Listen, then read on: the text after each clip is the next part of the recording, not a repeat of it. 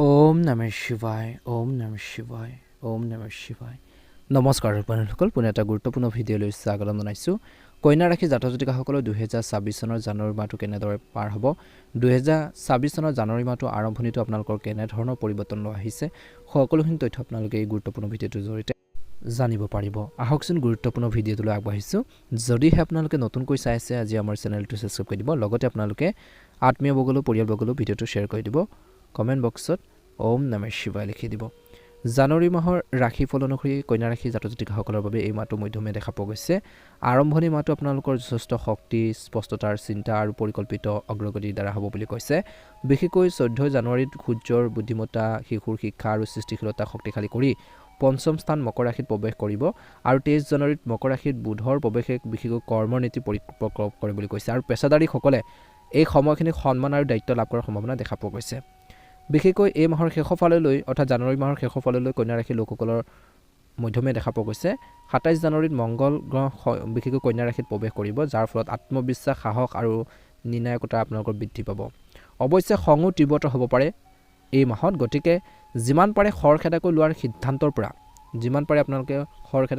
সিদ্ধান্তৰ পৰা আঁতৰি থাকক প্ৰেমৰ সম্পৰ্ক সজীৱ হৈ উঠিব মাজে মাজে সংঘাত হ'ব পাৰে পৰিয়ালৰ ভিতৰত ভাল খবৰ সম্ভৱ হৈ উঠিব পাৰে বতৰৰ ফলত স্বাস্থ্যৰ ওপৰত সামান্য প্ৰভাৱ পৰিব পাৰে কিন্তু সামগ্ৰিকভাৱে আপোনালোকৰ বাবে এই মাহটো বহুত বেছি ভাল হ'বলৈ গৈছে বিশেষকৈ জানুৱাৰী মাহটো আপোনালোকৰ বাবে কৈছে যে অধিক গুৰুত্ব সহকাৰে আগবাঢ়িব লাগিব আপোনালোকৰ কামৰ বিশেষকৈ ক্ষেত্ৰত অনুকূল ফলাফল দেখিব আপোনালোকৰ জীৱনৰ বিভিন্ন দিশৰ নতুন বুজাবুজি লাভ কৰিব এই মাহত কৈছে যে এই সময়ত সামৰ্থ্যৰ প্ৰমাণ কৰাৰ সুযোগ পাব বুলি কৈছে বহুত ক্ষেত্ৰত পৰিস্থিতি আপোনালোকৰ পক্ষত স্থানান্তৰিত হ'ব যাৰ ফলত আপোনালোকৰ এই মাহত আত্মবিশ্বাস বৃদ্ধি পাব বুলি কৈছে অৰ্থনৈতিক দৃষ্টিকোণৰ পৰা বিশেষকৈ কন্যা ৰাশি জাতক জাতিকাসকলৰ বাবে জানুৱাৰী মাহটো মধ্যমীয়া দেখা পোৱা গৈছে এই মাহটোত বিশেষকৈ আপোনালোকৰ অলপ খৰচ বাঢ়িব কিন্তু আপোনালোকৰ উপাৰ্জনৰ সুস্থিৰ হৈ থাকিব বিশেষকৈ এই মাহতে কৈছে যে চতুৰ্থ স্থানত বহি মংগল গ্ৰহে আপোনালোকৰ একাদশ ঘৰটোক স্পষ্ট কৰিছে যাৰ বাবে আপোনালোকৰ আয় বৃদ্ধি পোৱাৰ সম্ভাৱনা দেখা পোৱা গৈছে একে সময়তে আপোনালোকৰ একাধিক উৎসৱৰ জৰিয়তে এই মাহত ধন সম্পত্তি বৃদ্ধি কৰাৰ ক্ষেত্ৰত সহায় কৰিব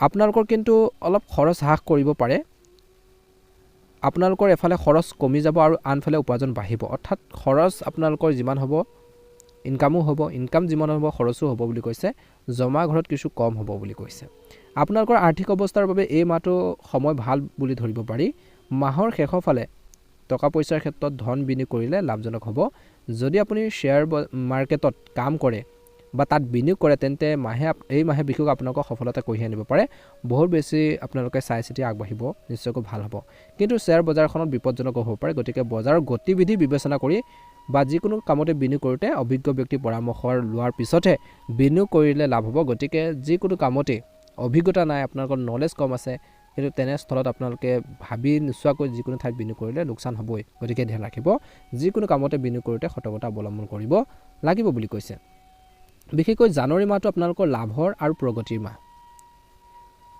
এই মাহত কন্যা ৰাশি জাতক জাতিকাসকলে বিশেষকৈ মাহৰ আৰম্ভণিতে বিশেষকৈ কৰ্মৰ ক্ষেত্ৰত কিছু অসুবিধাৰো সন্মুখীন হ'ব পাৰে গতিকে কৰ্মৰ ক্ষেত্ৰত অলপ ধ্যান ৰাখিব লাগিব কিন্তু বুদ্ধিমান আৰু পৰিকল্পিতভাৱে কাম কৰিলে এই মাহত সফলতা লাভ কৰিব কিছু লোকৰ কৈছে যে এই ভ্ৰমণৰ সময় বহুত বেছি আপোনালোকৰ বাবে এই মাহটোত লৈ আহিছে স্বাস্থ্যজনিত সমস্যাৰ লগত জড়িত কিছু সৰু সৰু খৰচো হ'ব পাৰে স্বাস্থ্যৰ বাবে হেল্থটো আপোনালোকৰ কিছু অসুস্থতাৰ বাবে বা শাৰীৰিকভাৱে আপোনালোকৰ অসুস্থতা হোৱাৰ বাবে আপোনালোকৰ খৰচবোৰ বাঢ়িব পাৰে টকা পইচাৰ সেইখিনি কামতো আপোনালোকৰ অলপ খৰচ হ'ব বুলি কৈছে জানুৱাৰী মাহটোত আপোনালোকৰ সঞ্চয়ৰ সৎ ব্যৱহাৰ কৰক খৰচ বহুত হ'ব প্ৰথমতে কৈছিলোঁ গতিকে সঞ্চয়ৰ ওপৰত আপোনালোকে বহুত বেছি গুৰুত্ব দিব লাগিব আৰু কৈছে যে আপোনালোকৰ বস্তুগত আৰাম বৃদ্ধি পাব এই মাহত সংগীত আৰু মনোৰঞ্জনৰ প্ৰতি আগ্ৰহ বাঢ়িব কিন্তু এই মাহত কন্যা ৰাশি জাতক জাতিকাসকলে অন্ধভাৱে কাকো বিশ্বাস নকৰিব ভাই ভনীৰ লগত ইতিবাচক সম্পৰ্ক বজাই ৰাখক সাহস আৰু ধৈৰ্য বজাই ৰাখক উত্তেজনাৰ পৰিহাৰ কৰক মাটি ঘৰ বা বাহন ক্ৰয় বা বিক্ৰীৰ বাবে এই সময়খিনি অনুকূল নহয় পিতৃ মাতৃৰ সৈতে এই মাহটোত আপোনালোকে যিমান পাৰে সমন্বয় বুজাবুজি আপোনালোকে বজাই ৰাখক আৰু তেওঁলোকৰ স্বাস্থ্যৰ প্ৰতি আপোনালোকে যত্ন ল'ব লাগিব বুলি কৈছে বিশেষকৈ আপোনালোকৰ কেৰিয়াৰৰ দৃষ্টিকোণৰ পৰা এই মাহটো আপোনালোকৰ বাবে অনুকূল হ'ব এই মাহত কিন্তু আপোনালোক কৈছে যে নিজৰ কৰ্মৰ ফলত আপুনি নিজৰ কৰ্মৰ ক্ষেত্ৰত আপুনি সফলতা লাভ কৰিব নিজৰ কষ্টৰ ফলত বুলি কৈছে আপোনালোকৰ কামত অসংখ্য প্ৰকল্পৰ সৃষ্টি কৰিব পাৰে আপুনি কিছু নতুন কাম লাভ কৰিব পাৰে এই মাহত আপুনি এটা সময়ত একাধিক কামৰ বিশেষকৈ কিছু বুজা ল'বলগীয়া হ'ব পাৰে এই মাহত, যিয়ে কৰ্মৰ চাপৰ সৃষ্টি কৰিব। কিন্তু আপুনি আপোনালোকৰ অভিজ্ঞতা, আপোনালোকৰ সততা, আপোনালোকৰ বুদ্ধিমত্তাৰে প্ৰতিটো কাম আপোনালোকে দক্ষতাৰে চম্ভালি যাব পাৰিব বুলি কৈছে, আগবাঢ়ি যাব পাৰিব। একে সময়তে মাহৰ শেষৰ ফাললৈ আপোনালোকৰ কৈছে যে চাকৰি ক্ষেত্ৰত স্থান সলনি কৰাত আপোনালোকৰ কিছু ছিগনেল আহিব পাৰে। ইয়াৰ পৰা আপোনালোকৰ চাকৰিত উন্নতিৰ সুযোগ থাকিব। ব্যৱসায়ত নিয়োজিত লোকসকলে বিশেষকৈ তেওঁলোকৰ বাবে ভাল বুলি কৈছে। সপ্তম স্থানত শনিৰ উপস্থিতিয়ে অনুকূল ফলাফল কঢ়িয়াই আনিব। বাহিৰৰ ব্যৱসায়ীসকলৰ পৰা আপোনালোকে বা বিজনেছৰ পৰা আপোনালোকে লাভান্বিত হ'ব। কিন্তু এই মাহত আপুনি বুদ্ধিমত্তা ব্যৱহাৰ কৰি আপুনি আপোনালোকৰ নিজৰ ব্যৱসায়িক যি দিশত আগুৱাই যাব পাৰিব বা ব্যৱসায়টো আগুৱাই নিব পাৰিব বুলি কৈছে। নতুন দীৰ্ঘম্যাদী পৰিকল্পনা আৰম্ভ কৰাৰ বাবে এই মাহটো এটা উৎকৃষ্ট সময়, কিয়নো ইয়াৰ দ্বাৰা আপোনালোকৰ ভৱিষ্যতে আপোনালোকৰ ব্যৱসায়ৰ বাবে যথেষ্ট লাভৰ সম্ভাৱনাৰ সৃষ্টি কৰিছে। আগবাঢ়ি যাব পাৰিব, অনুকূল মাহ, গতিকে সময়ৰ সৎ ব্যৱহাৰ কৰি আপোনালোকে আগবাঢ়ি যাব লাগিব বুলি কৈছে। এই মাহত নিজৰ সামাজিক স্থানৰ প্ৰতি সচেতন হ'ব লাগিব।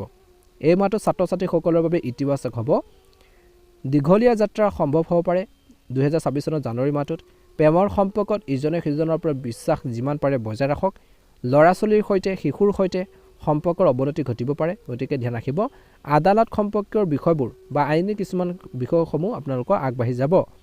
বৈবাহিক বা বিবাহিত লোকসকলে এই মাহত বিশেষকৈ ইজনে সিজনৰ অনুভৱক বুজি পাব। স্বামী স্ত্ৰীৰ মাজত সুখ আৰু সম্প্ৰীতি থাকিব। ঘৰুৱা জীৱনৰ প্ৰতি বিশেষকৈ আগ্ৰহ বাঢ়িব। ধৰ্মীয় কাম কাজৰ প্ৰতি বিশ্বাস আৰু ভক্তি বজাই ৰাখক। ব্যৱসায়ত আয় বৃদ্ধি পাব। কৰ্মসংস্থাপনত থকাসকলে বিশেষকৈ নিজৰ মনোবল বিশেষকৈ বৃদ্ধিৰ অনুভৱ কৰিব। সেই অনুসাৰে কৰ্মক্ষেত্ৰত সফলতা অৰ্জন কৰিবলৈ সক্ষম হ'ব বুলি কৈছে। পাৰিবাৰিক দৃষ্টিকোণৰ পৰা এই মাহটো আপোনালোকৰ বাবে শুভ দেখা পোৱা গৈছে।